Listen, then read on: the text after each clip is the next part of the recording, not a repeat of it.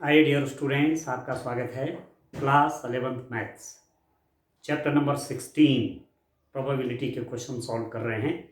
Exercise 16.1 का आप question number 10 देखिए। सैंपल स्पेस बनाना है। क्वेश्चन में यहाँ लिखा हुआ देखिए, एक परीक्षण में एक सिक्के को उछाला जाता है और यदि उस पर चित्त प्रकट होता है तो उसे पुनः उछाला जाता है। यदि पहली बार उछालने पर पट प्राप्त होता है तो एक पासा फेंका जाता है। प्रतिदर समष्टि ज्ञात कीजिए। यह है क्वेश्चन, बड़ा इंटरेस्टिंग क्वेश्चन है। आप देखिए, इंग्लिश में आपका देखिए, an experiment consist of tossing a coin and then throwing it second time if head appears if head occurs. If a tail occurs on the first toss, then a die is rolled once. Find the sample space. Question आप समझ गए होंगे। एक परीक्षण में एक सिक्के को उछाला जाता है, ठीक है। एक कॉइन को टॉस किया, यदि हेड पड़ता है, चित्त पड़ता है, तो उस कॉइन को फिर टॉस करना है, ठीक है। और यदि पहली बार वाले कॉइन पर पट प्राप्त होता है, टेल प्राप्त होता है, तो एक क्या फेंकना है, पासा फेंकना है, एक डाई फेंकना है। तो सैंपल स्पेस बताना है। क्वेश्चन आप समझ गए होंगे। आपने कॉइन को टॉस किया, आपने देखा नीचे गिरने के बाद आपने देखा कि हेड अपीयर हुआ है, उस पर चित्त प्रकट हुआ है, तो फिर उसी पासे को फेंकना, फिर उसी सिक्के को टॉस करो, ठीक है। उसी सिक्के को रोल करो, ठीक है डियर, ठीक है ना। और यदि पहली बार में सिक्के पर, क्वाइन पर टेल आ रहा है, चित आ रहा है, ठीक है, पट, टेल मतलब पट, पट आ रहा है, तो आप डाइस को रोल करो, तब एक डाई एक पासा फेंको, तो सैंपल स्पेस बनाना है, ठीक है। तो मान लेते हैं, माना सिक्के पर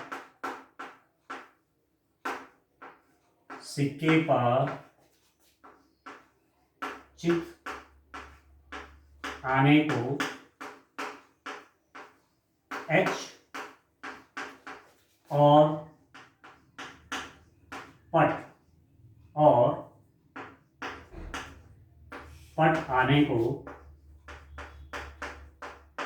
पट आने को T से दर्शाया गया है,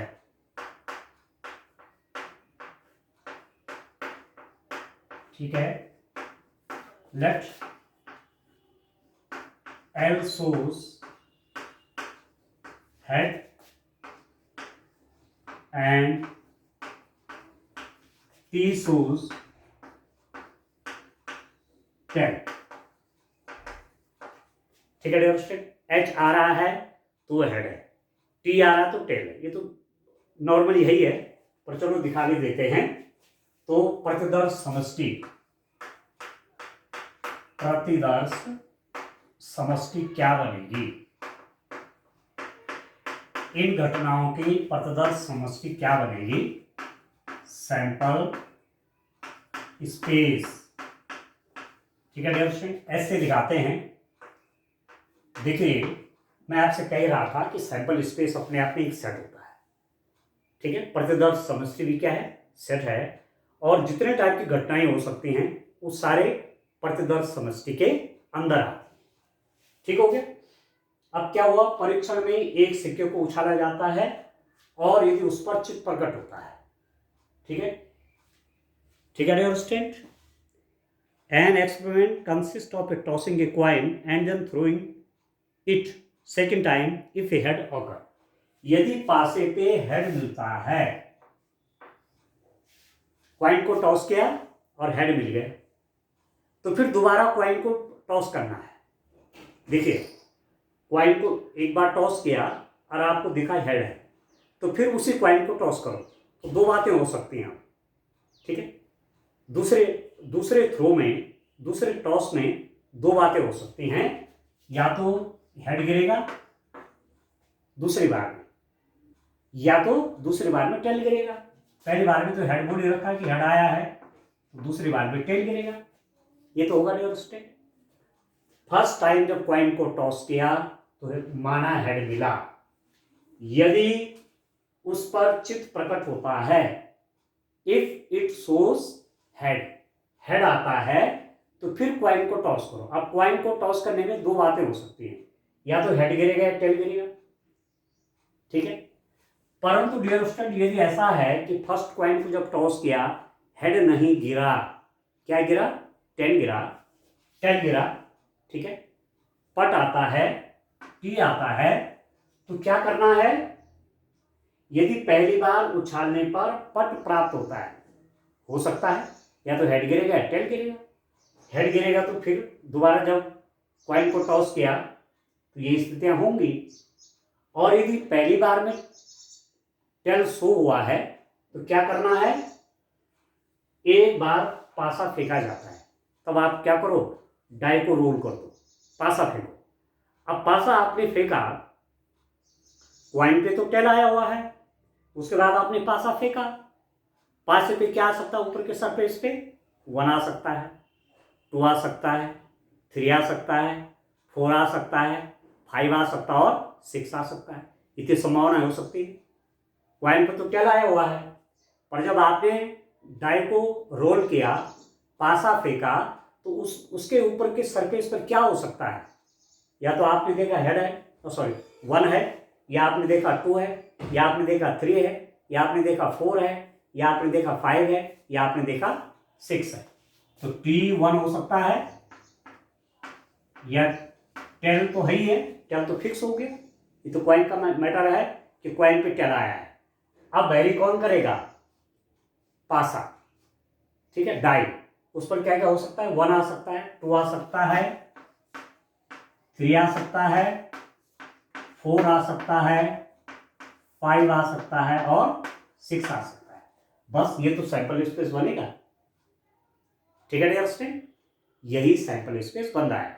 जब आप पहली बार क्वाइन को टॉस करेंगे, या तो हेड गिरेगा या हेड गिरेगा या टेल गिरेगा, ठीक है, पहली बार। दोबारा क्या कह रहे हैं, यदि हेड गिरेगा तो फिर क्वाइन को टॉस करो, तो हेड हो सकता है या टेल आ सकता है, पर यदि टेल आया तो डाई को रोल करो, एक पासा फेंको, पासे पर क्या क्या आ सकता है, 1 2 3 4 5 और 6, तो ये डियर स्टूडेंट आपका सैंपल स्पेस बन गया है, ठीक है, तो इस रूप में सैंपल स्पेस बनाएंगे, ठीक है। अब क्वेश्चन नंबर 11 आप देखिए, मान लीजिए कि बल्बों के ढेर से 3 बल्ब यादृच्छिया निकाले जाते हैं,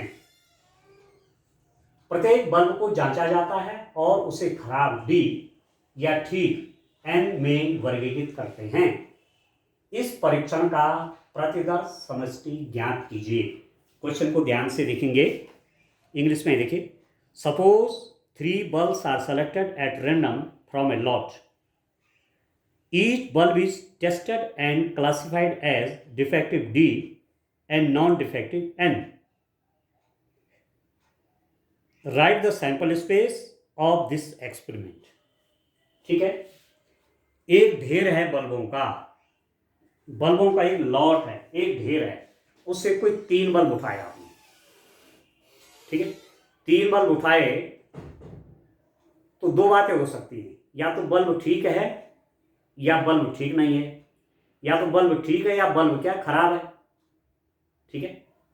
कितने बल्ब उठाए, एक लॉट है ना, बल्बों का एक ढेर है, उससे आपने एट रैंडम देख के, एट रैंडम आपने 3 बल्ब कोई उठाए, ठीक है। मान लीजिए बल्बों के ढेर से 3 बल्ब यादृच्छा निकाले जाते हैं, कोई 3 बल्ब आपने उठाए, ठीक हो गया। अब यदि बल्ब अच्छा है, ठीक है, या खराब है तो उसको डी से दिखाइए, और यदि अच्छा है तो उसे एन से दिखाइए। डी मतलब डिफेक्टिव, एन मतलब नॉट डिफेक्टिव, उसको एन से दिखाइए, तो क्या सैंपल स्पेस बनेगी, ठीक है। खराब बल्ब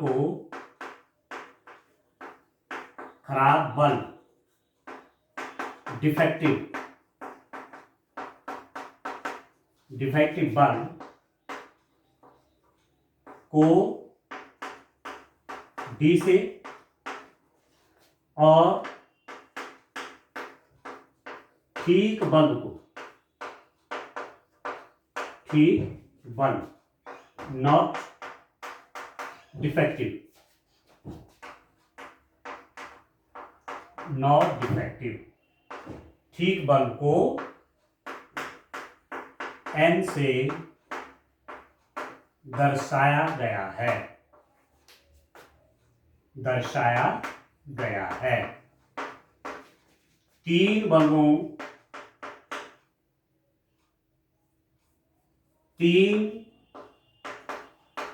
बल्बों को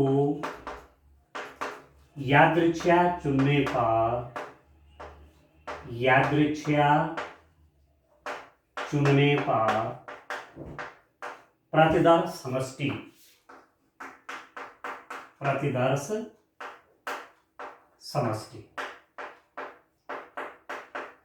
ठीक है दोस्तों, आपने प्रतिदर्श समष्टि निकालनी है जब तीन बल्बों को लिया गया है।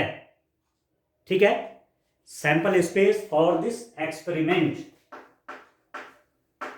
Sample space for this experiment, S is equal to कितना हो जाएगा। अब आप देखिए, थ्री बल्ब आपके हाथ में आ गया, एट रैंडम आपने वो जो लॉट है, वो जो ढेर है, उससे तीन बल्ब निकाल दिए। अब क्या क्या बातें हो सकती हैं, खराब बल्ब D और सही बल्ब N। तो ये बात हो सकती है कि पहला भी खराब है, दूसरा भी खराब है, तीनों भी खराब, तीसरा भी खराब है। तो D तीनों बल्ब खराब हैं। मैक्सिमम कितने बल्ब खराब होते हैं, तीन आपके हाथ में हैं तो तीनों खराब हो सकते हैं।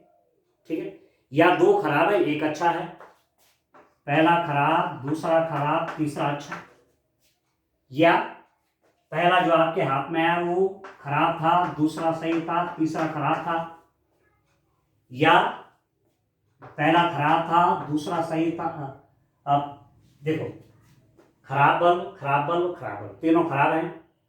पहला भी खराब है, दूसरा भी खराब है, तीसरा सही है। पहला खराब है, दूसरा सही है, तीसरा खराब है। पहला सही है, दूसरा खराब है, तीसरा खराब है। तो तीन स्थितियां डियर स्टूडेंट इसके आ गई। ठीक है ना। ठीक है, अब क्या हो सकता है, अब ये हो सकता है कि एक बल्ब खराब है, एक खराब है, दो अच्छे हैं। पहला बल्ब खराब है, दूसरा और तीसरा अच्छे हैं। या पहला और दूसरा बल्ब ठीक है, तीसरा खराब है। या पहला अच्छा है, दूसरा खराब है और तीसरा अच्छा है। ठीक है डियर फ्रेंड, तीनों बल्ब खराब हैं, दो बल्ब खराब हो गए, उसकी तीन स्थितियां हैं, दो खराब एक अच्छा, तीन बातें हो सकती हैं। ठीक है, दो अच्छे एक खराब, वहां भी तीन पॉसिबिलिटी हो सकती हैं। और तीसरी स्थिति में ये हो सकता है कि तीनों बल्ब अच्छे हैं, N। अब बताइए, इसके अलावा कोई और संभावनाएं हो सकती हैं। जो आपने थ्री बल्ब जो है एट रैंडम सेलेक्ट किए, एट रैंडम आपके हाथ में जो थ्री बल्ब आए, तो क्या बातें हो सकती हैं, तीनों बल्ब खराब हैं, या तीनों में से दो खराब हैं, या तीनों में से एक खराब है,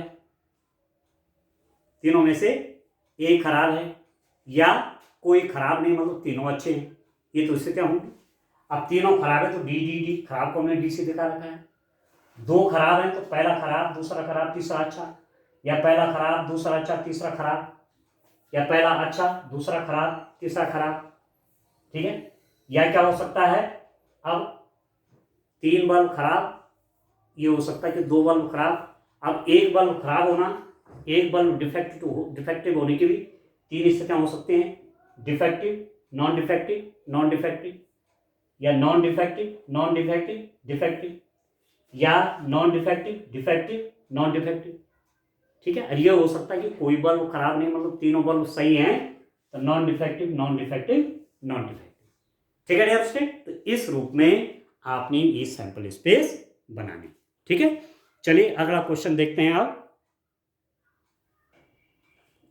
आइए डियर स्टूडेंट्स, क्वेश्चन नंबर 12 आप देखिए। एक सिक्का उछाला जाता है, यदि परिणाम चित्त है तो एक पासा फेंका जाता है। यदि पासे पर एक सम संख्या प्रकट होती है तो पासे को पुनः फेंका जाता है। इस परीक्षण का प्रतिदर समष्टि ज्ञात कीजिए। बड़ा इंटरेस्टिंग क्वेश्चन है, ध्यान दीजिए। देखिए, a coin is tossed, if the outcome is a head, the die is thrown, if the die shows up an even number, the die is thrown again. What is the sample space for this experiment?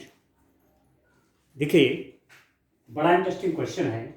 एक सिक्का उछाला जाता है, यदि परिणाम चित्त हो, ठीक है, एक कॉइन को टॉस किया और रिजल्ट क्या आ गया, यदि हेड आ गया तो एक पासा फेंको।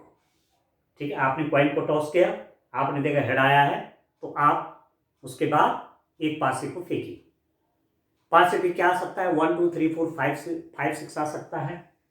यदि पासे पे एक सम संख्या प्रकट होती है, यदि पासे पर सम संख्या आई तो पासे को पुनः फेंका जाता है।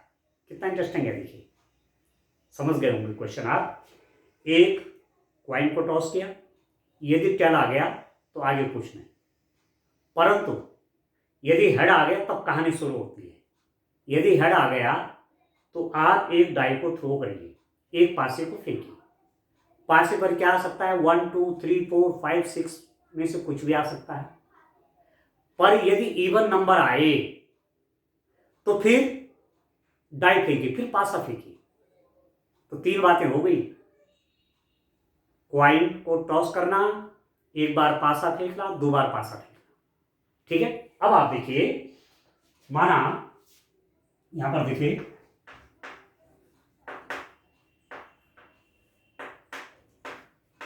माना एच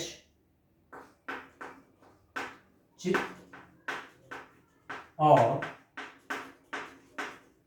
माना एच चित और टी पट को दर्शाता है। ठीक है, तो नोन बातें हैं, टी पट को दर्शाता है। ठीक है, let H shows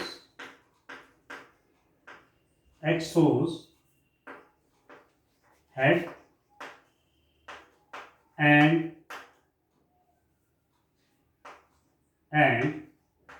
T shows tail। ठीक है, परीक्षण का प्रतिदर समष्टि, परीक्षण का प्रतिदर समष्टि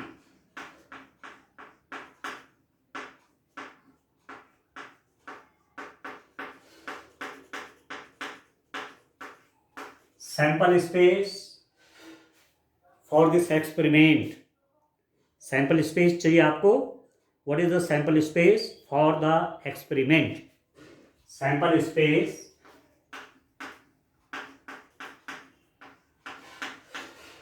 फॉर द एक्सपेरिमेंट।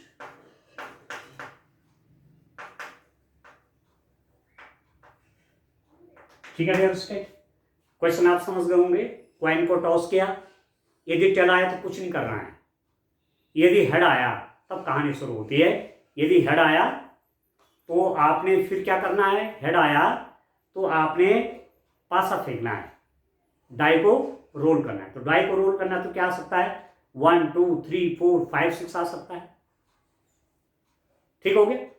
पर यदि इवन नंबर आया, ठीक है, तो फिर आपने डाई को थ्रो करना है। तो देखो क्या स्थिति हो सकती है। सैंपल स्पेस को मैं ऐसे दिखा देता हूं। यदि माना टेल आता है तो उसके बाद कुछ नहीं करना है, टेल आ गया, कहानी खत्म। ठीक है, पर यदि हेड आया, ठीक है डियर स्टूडेंट, हेड आया तो हेड के साथ क्या क्या आ सकता है। ठीक है, हेड आया तो उसके बाद एक पासा फेंकना है, एक डाई थ्रो करना है। तो डाई के साथ क्या आ सकता है, 1। ठीक है, हेड गया, उसके बाद आपने एक पासा फेंका, एक डाई थ्रो किया, तो 1 आ सकता है, या क्या आ सकता है, 2 भी आ सकता है, 3 भी आ सकता है, 4 भी आ सकता है, 5 भी आ सकता है, 6 भी आ सकता है। ठीक है, H1 माना मैं पहले और नंबर ले रहा हूं। ठीक है, H के साथ 1 आया, H के साथ 3 आया, H के साथ 5 आया। यदि और नंबर आए तो फिर कुछ नहीं करना है। ठीक है, पर यदि इवन नंबर आए, देख रहे पासे पर जब हेड गिरा तब पासा फेंका, ठीक है, डाई टॉस किया, हमारा उस पर हेड आ गया, सॉरी उस पर इवन नंबर आ गया। इवन कौन कौन है, 2 4 6। डाई के थ्रो में इवन नंबर सम संख्या कौन है, 2 4 6। हेड आया था, उसके बाद आपने डाई फेंका, डाई पे क्या आ गया, इवन नंबर आ गया। तो जब डाई पर इवन नंबर आ गया तब आपने फिर पासा फेंकना है। तो पासे पे क्या क्या आ सकता है, 1। अब देखो, ठीक है, उस पर 2 भी आ सकता है, उस पर 3 भी आ सकता है, उस पर 4 भी आ सकता है, उस पर 5 भी आ सकता है, उस पर 6 भी आ सकता है। यहां तक क्लियर हो गया, समझ में आ रहा आपको? ठीक है, यदि इवन नंबर 2 की जगह इवन नंबर आ गया 4, H के साथ क्या आया, H तो आया ही था, H हेड आया था, हेड के बाद आपने क्या फेंका, डाई फेंका, डाई पर इवन नंबर कौन आ गया, 4 आ गया। तो जब ये 4 आएगा तो फिर आपने क्या फेंकना है, पासा फेंका, तो उस पर क्या क्या हो सकता है, 1 आ सकता है, H इस 4 के साथ 2 भी हो सकता है, H4 डाई पे 3 आ सकता है, H4 डाई पे 4 आ सकता है, H5 डाई पे H4 डाई पे आपका 5 आ सकता है, और H4 डाई पे आपका 6 आ सकता है। कहानी समझ गए ना? क्वाइन को पहले टॉस किया, यदि टेल आएगा तो कहानी खत्म, यदि हेड आए तो कहानी शुरू। हेड आने के बाद आपने एक डाई को फेंकना है। तो एक डाई जब आपने फेंका, एक पासा फेंका, तो 1 2 3 4 5 6 कुछ भी आ सकता है। यदि हेड के साथ 1 आया, 3 आया, 5 आया, और नंबर आया, तो कहानी यहीं पर क्लोज हो गई। पर यदि पासे पे इवन नंबर आ गया, जैसे 2 4 6 आ गया, तो फिर पासा फेंकना है। ठीक है, तो 2 आया माना, तो पासा फेंको तो क्या हो सकता है, 1 2 के साथ 2 3 4 5 6। पासे पे इवन नंबर 4 आए, तो फिर पासा जब फेंका, डाई फेंका, तो क्या हो सकता है, 1 भी आ सकता है, 2 भी आ सकता है, 3 भी आ सकता है, 4 भी आ सकता है, 5 भी आ सकता है, और 6 भी आ सकता है। ठीक है, तो एक बार इवन नंबर 2 आ सकता है, इवन नंबर 4 आ सकता है, इवन नंबर 6 भी तो आ सकता है। यदि इवन नंबर 6 आ गया तो फिर डाई को टॉस करो, और जब डाई को टॉस करो तो 6 पॉसिबिलिटी हो सकती है, 1 2 3 4 5 6। ये हो सकता है H 6 2, H 6 3, H 6 4, H 6 5, H 6। बस ये बन गया sample space. And number of elements आप काउंट करके लिख सकते हैं कि सैंपल स्पेस में कितने एलिमेंट है। कितना इंटरेस्टिंग क्वेश्चन है। ठीक है, आपने क्वाइन को टॉस किया, यदि हेड गिरता है तब क्या करना है, तब आपने एक डाई को थ्रो करना है। डाई को थ्रो किया, यदि उस पर क्या आया, इवन नंबर आया, 2 4 6 आ गया कोई, तो फिर आपको क्या करना है, फिर आपको डाई को फेंकना है। तो इतने टाइप की पॉसिबिलिटीज बन गई है। स्टैंड टेल आया था, आगे कुछ नहीं करना, स्टॉप हो गया। परंतु यह यदि हेड आता है, ठीक है, तो आपने जब डाई को फेंका, ठीक है, तो और इवन नंबर गिरेंगे, सीधी सीधी बात है। यदि और नंबर गिरते हैं 1 3 5 तो यही तक रहेगा। यदि इवन नंबर गिरती हैं, सम संख्याएं आ रही है, 2 आ रहा है, 4 आ रहा है, 6 आ रहा है, तो फिर आप क्या करेंगे, फिर आप पासा फेंकेंगे। पासे पे क्या आ सकता है, 1 2 3 4 5 6। यदि दूसरे नंबर जब आपने दूसरी बार में डाई फेंका था, यदि उस पर 4 आया, जब तीसरी डाई फेंकी तो उस पर 1 2 3 4 5 6 आ सकता है।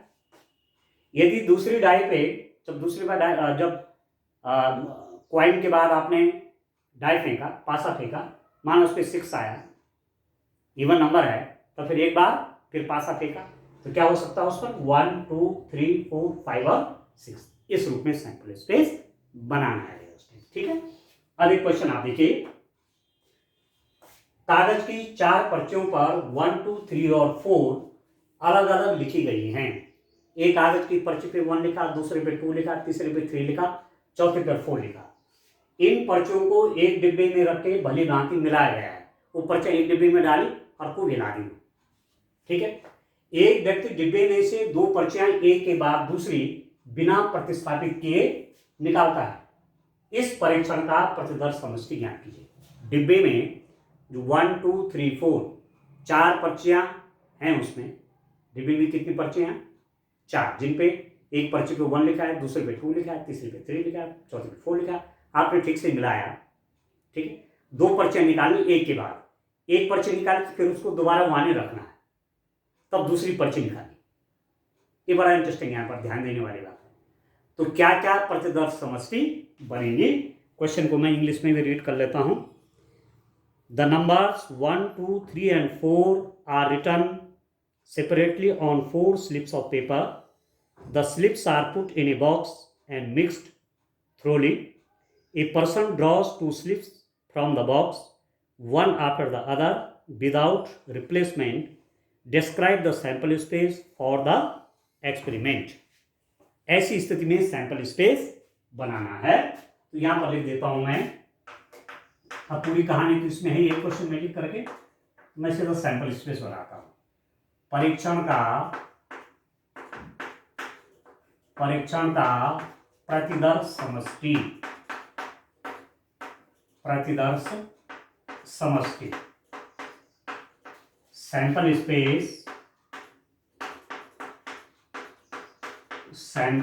Space for the experiment.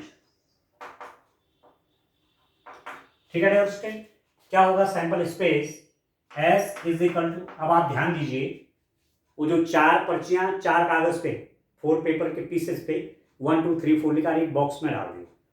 ठीक है, और उसको अच्छी तरह हिला दिया। अब एट रैंडम यादृच्छा आप निकाल रहे हैं, 2 पर्चियां निकालनी एक के बाद दूसरी, पर जब वो पहली वाली निकल गई, ठीक है, तब दूसरी निकालनी है, पर पहली जो आपने निकाली वो फिर वहां नहीं रखना, ये ध्यान देना।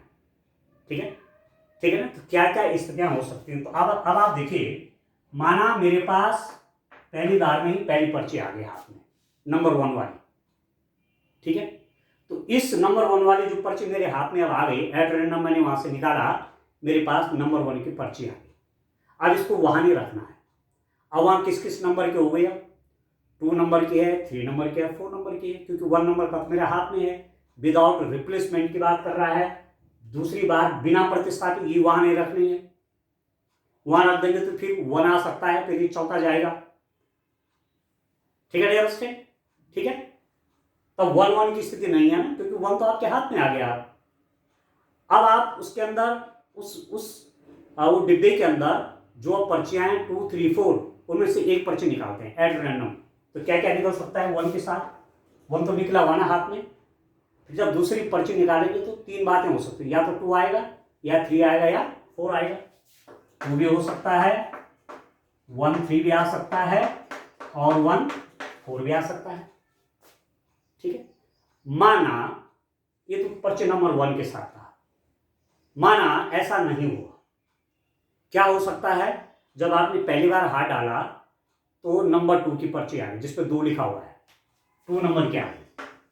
अब 2 नंबर की जब पर्ची हाथ में आ गई, स्लिप 2 नंबर की आ गई, तो इसको वहां नहीं डालना है, ये आपके हाथ में ही है। तो उसके अंदर कौन कौन रह गई हैं? 1 3 और 4 लिखा हुआ।